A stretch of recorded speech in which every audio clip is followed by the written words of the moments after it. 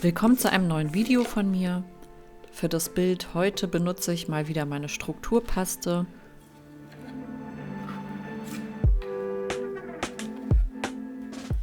Dann mische ich mir natürlich auch den Silbersand wieder mit dazu, was ja auch wieder eine schöne Assoziation mit dem Meer ist, was auch zu dem Bild insgesamt natürlich passt. Das sorgt einfach dafür, dass die Strukturpaste noch mal ein bisschen körniger ist.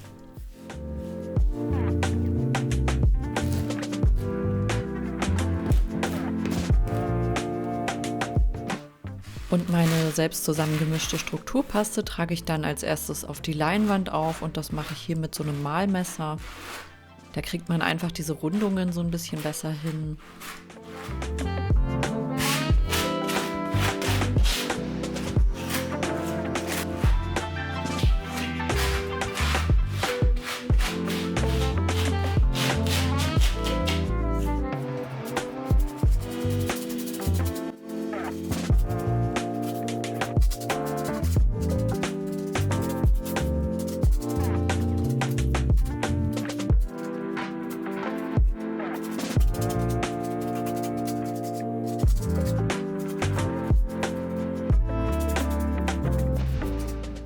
Wenn ihr solche Bilder malt, dann überlegt euch auf jeden Fall vorher immer ungefähr die Komposition.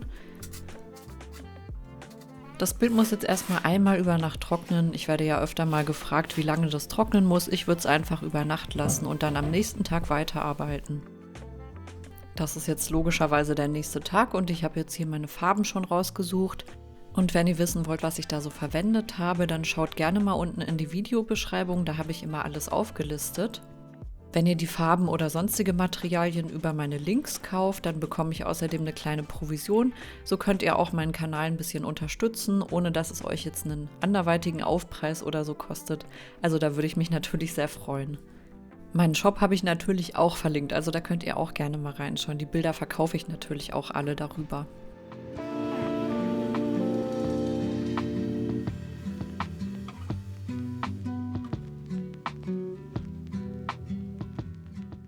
Ja, wie ihr jetzt auch schon gesehen habt, habe ich verschiedene Blautöne zusammengemischt mit diesen Ockertönen und dem Sienna-Braun, also dieses mittlere Braun, was ihr da auf der linken Seite seht.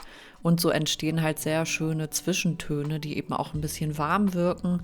Und das repräsentiert natürlich das Wasser, was gerade an den Strand kommt. Also es ist ja ein abstraktes Bild, aber da habe ich schon mal meine Meeresfarbtöne mit eingebracht. Mit dem Malmesser gehe ich natürlich auch noch mal rein. Da kann man einfach diese Übergänge noch mal interessanter gestalten, dass es nicht so abgehackt aussieht, sondern sich die Töne alle so ein bisschen ineinander vermischen. Und das finde ich immer bei abstrakten Bildern sehr schön. Hier mische ich jetzt zum Beispiel auch diese Farbe Sand mit rein, was ja auch wieder natürlich sinnbildlich für den Strand steht. Und ja, so wirkt das Bild am Ende auch sehr schön warm und einladend und so ein bisschen sommerlich auch.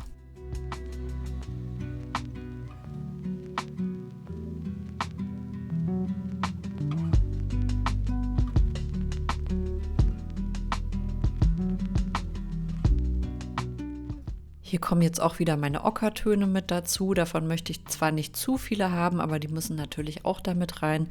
Und das gibt dem Ganzen auch so ein bisschen einen gelblichen Glow. Also wenn man das einfach nur so an manchen Stellen mit einbringt und das dann direkt einarbeitet. Dann habe ich hier auch noch ein etwas kühleres Beige, was so leicht rosa jetzt hier aussieht.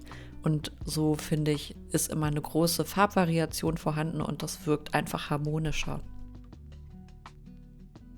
Und an einigen Stellen, wo jetzt die Ockerfarbtöne sind, mache ich auch später mein Blattgold drauf, beziehungsweise mein Blattgold-Imitat natürlich, weil ich da einfach, wenn da so kleine Lücken zwischen entstehen, dann auch eine Farbe habe, die in einem ähnlichen Ton gehalten ist und das sieht einfach auch schöner aus.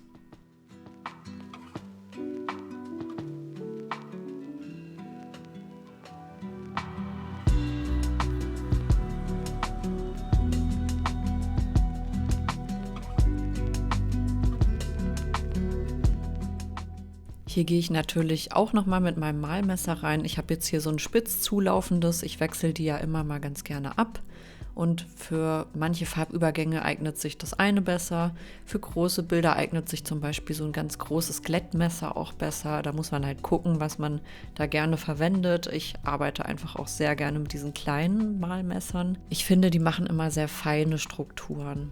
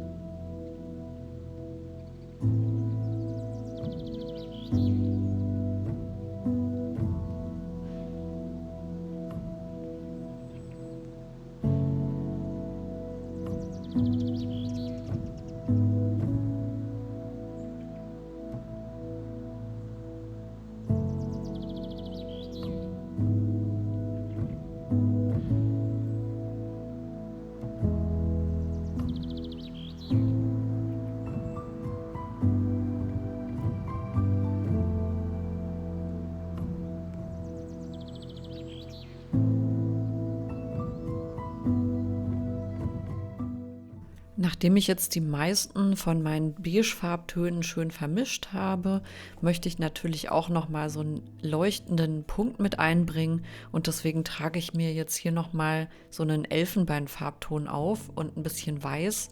Das ist jetzt auch ein eher dünnflüssiges Weiß, also eins, was man sehr gut einarbeiten kann. Das ist jetzt zum Beispiel auch ein eher dünnflüssigerer Farbton. Ich werde ja öfter mal gefragt, ob ich auch Trocknungsverzögerer benutze oder so. Und ich mache das tatsächlich meistens nicht, weil ich das halt einfach nicht brauche, wenn ich so einen dicken Farbauftrag habe. Und weil die Farben halt auch recht viskos sind, die ich da benutze. Und ja, so schnell trocknet es mir dann halt auch nicht weg. Also da muss man immer gucken. Man kann natürlich auch mit Wasser nachsprühen. Das Problem ist nur da manchmal, dass die Struktur dann eventuell ein bisschen spröde werden kann, gerade wenn es der erste Farbauftrag ist. Aber das kann man einfach für sich selber immer so anpassen. Jedenfalls wollte ich halt hier noch mal ein bisschen mehr Helligkeit drin haben. Ja, und das dauert natürlich dann auch so seine Zeit, bis man den Rest eingearbeitet hat, bis wirklich jeder kleine Fleck irgendwie eingearbeitet ist und da keine komischen Übergänge entstehen. Deswegen, da nimmt man sich einfach ein bisschen Zeit zu.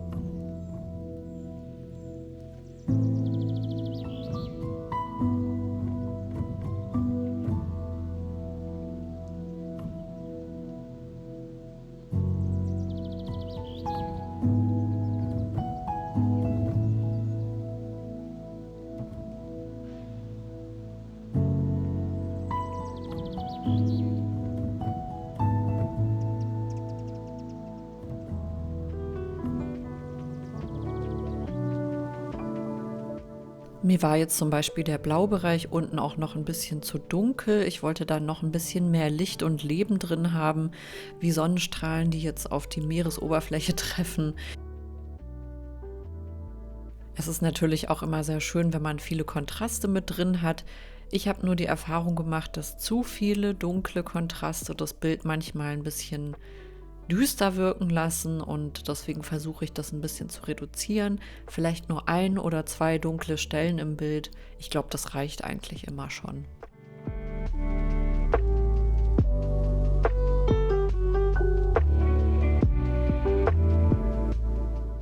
Das Bild muss natürlich jetzt einmal komplett durchtrocknen und da würde ich euch empfehlen, das einfach auch über Nacht zu machen.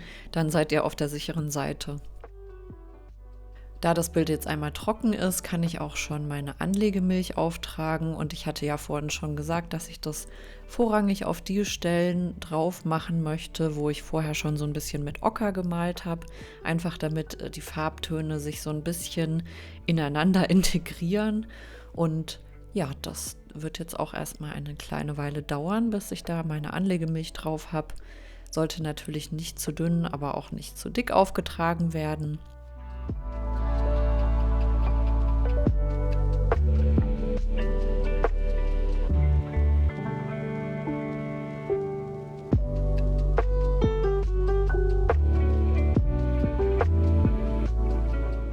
Sieht übrigens auch sehr witzig aus, wie ich hier diese ganzen Pinsel unter das Bild gelegt habe. Das habe ich natürlich aus dem Grund gemacht, damit das Bild so ein bisschen weiter oben ist, weil ich natürlich das Blattmetall auch um die Ecken rum haben möchte. Und ja, da jetzt eben auf dem Boden gearbeitet habe. Und ja, so hilft man sich dann manchmal selber aus.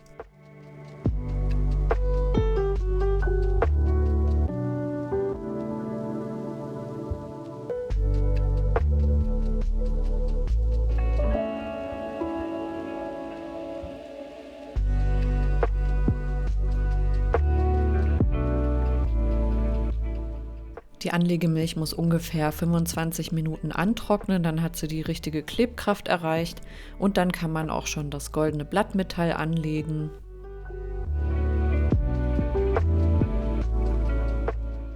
Ich mache das immer ganz einfach mit den Händen und mit diesem Rundpinsel hier. Ich benutze da immer denselben und arbeite das dann halt so nach und nach ein. Ich zerreiße das auch manchmal so ein bisschen, um halt diese Formen zu bekommen, die ich auch haben möchte. Es soll ja alles so ein bisschen wellenartig aussehen und deswegen muss natürlich das Blattmetall, was ja eigentlich eher quadratisch ist, halt auch in so eine bestimmte Form gebracht werden und das erfordert natürlich auch ein bisschen Übung, aber mit der Zeit bekommt man das dann schon raus, wie das dann harmonisch aussieht am Ende.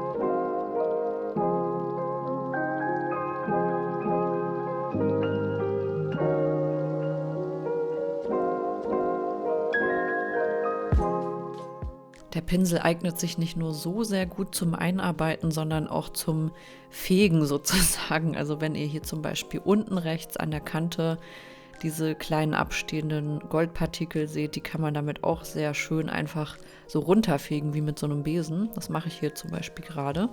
Dann sind natürlich die ganzen Goldpartikel auf dem Boden. Aber wenn ihr meine Videos kennt, wisst ihr, dass ich die einfach immer wegsauge. Weil wir wollen natürlich am Ende auch nicht, dass das goldene Blattmetall da irgendwie absteht oder so. Deswegen kehre ich das da immer dann ganz sorgfältig runter.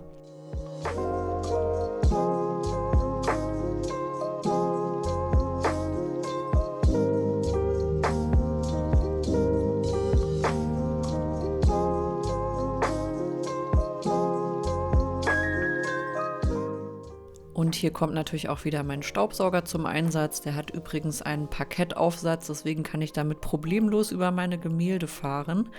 Mit einem normalen Aufsatz würde ich es, glaube ich, eher nicht empfehlen. Das ist auch schon wieder der nächste Tag und ich habe mir überlegt, dass ich ein paar Stellen da nochmal überarbeiten möchte, weil ich die einfach noch ein bisschen feiner haben möchte. Und ja, das mache ich jetzt einmal kurz mit dem Pinsel und dann gehe ich natürlich auch wieder mit meinem Malmesser rein, sodass alles ein schöner Übergang ist. In den meisten Fällen mische ich mir übrigens die Farben nicht schon vorher an, sondern mache das einfach dann direkt. Also ich habe immer meine Farben, die ich allgemein für das Bild benutzen möchte und dann mische ich mir die unterschiedlichen Abstufungen einfach dann direkt vor Ort sozusagen an. Keine Ahnung, ich habe mir das so angewöhnt. Ich mag das einfach nicht vorher immer so viele Farben anzumischen. Dann ist nämlich auch immer sehr viel übrig und dann kann man es nicht mehr verwenden für andere Bilder etc. Deswegen, das kann man natürlich so machen, wie man will. Aber ich finde das für mich so einfacher. Zumindest gilt das für kleinere Bilder. Das ist jetzt hier 80 mal 60. Wenn ich jetzt ganz große Bilder male, dann mische ich mir doch tatsächlich die Farben auch in so einem Schälchen oder so an, weil ich da ja sowieso tendenziell mehr Farbe benötige. Wie gesagt, man muss halt immer sehen, für was es ist.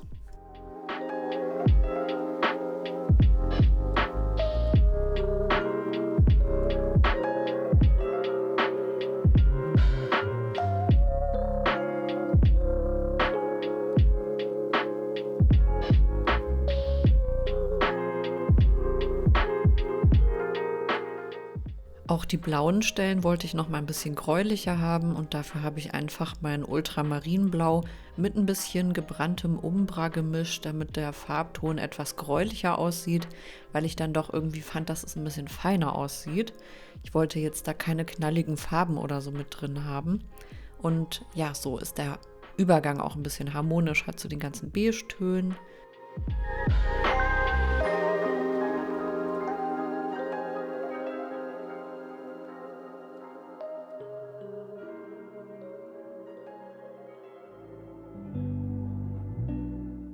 So, und hier seht ihr auch schon das Endergebnis. Das ist ein Gemälde, was ich auch schon öfter gemalt habe, auch als Auftrag. Und das heißt Golden Waves und ich finde es auch in dieser Größe wirklich sehr, sehr schön. Es hat ganz viel Gold mit drin und eben diese, ja, Ockertöne, die da schon so leicht ins Grünliche gehen. Dann dieses gebrannte Umbra. Und ja, einfach ein sehr schönes, helles Bild, was auch perfekt natürlich zum Sommer passt und auch zu diesem Wochenende übrigens, was ja sehr sonnig sein soll. Ich würde mich freuen, wenn ihr mir ein Like und ein Abo dalasst und bedanke mich fürs Zuschauen. Viel Spaß an diesem wunderschönen sonnigen Wochenende noch für euch und ich sage wieder ciao und bis zum nächsten Mal.